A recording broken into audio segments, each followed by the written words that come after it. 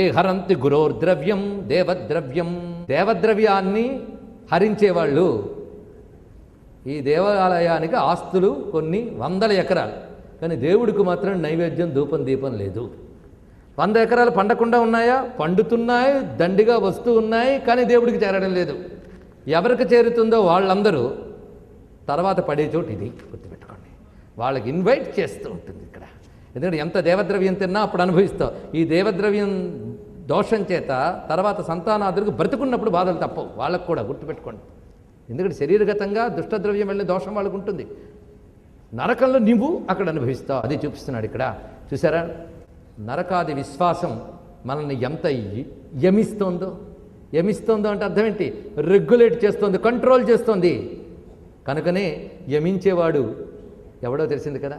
యమలోకం మీద విశ్వాసం ఉన్నా ఇక్కడ తప్పు చేయకుండా ఉంటాం, గుర్తుపెట్టుకోండి.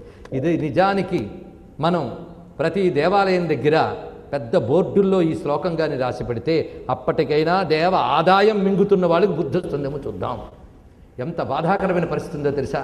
ప్రత్యేకించి మీకు నాకు ఎలా పుట్టిన భూమో అలాగే హిందూ ధర్మానికి కూడా పుట్టిన భూమి అయిన భారతదేశంలో అనేక మంది త్యాగపూర్వకంగా భగవంతుడి కోసం, భగవంతుడు అనుభవిస్తున్నాడు అనుకునిచ్చిన ఆస్తులు, ఎందరో రాజులు ప్రత్యేకంగా చేయించినటువంటి ఆభరణాలు, మనం హుండీల్లో వేస్తున్న డబ్బులు, ఇవన్నీ భగవంతుడి చేరుతాయనే భ్రమలో మనం ఉన్నాం.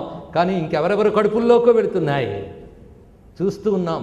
అంతేకాదు మన దేవుడి సొమ్ములు తీసుకొచ్చి ఎందరెందరికో పంచేవాళ్ళు ఉన్నారు. దేవద్రవ్యాన్ని దేవకార్యాలకు కాక ఇతర కార్యాలకు వినియోగించేవాడు కూడా దొంగే, గుర్తుపెట్టుకోండి.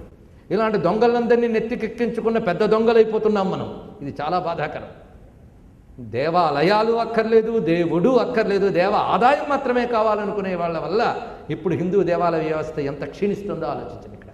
కారణం పాపభీతి లేని వాళ్ళ చేతుల్లో, దైవం మీద విశ్వాసం లేని వాళ్ళ చేతుల్లో, ఈ మతాన్ని దెబ్బతీయాలని ప్రయత్నించే ఇతరుల చేతుల్లోకి మన దేవాలయాధికారాలు వెళ్ళడం వల్ల వచ్చిన దౌర్భాగ్యం.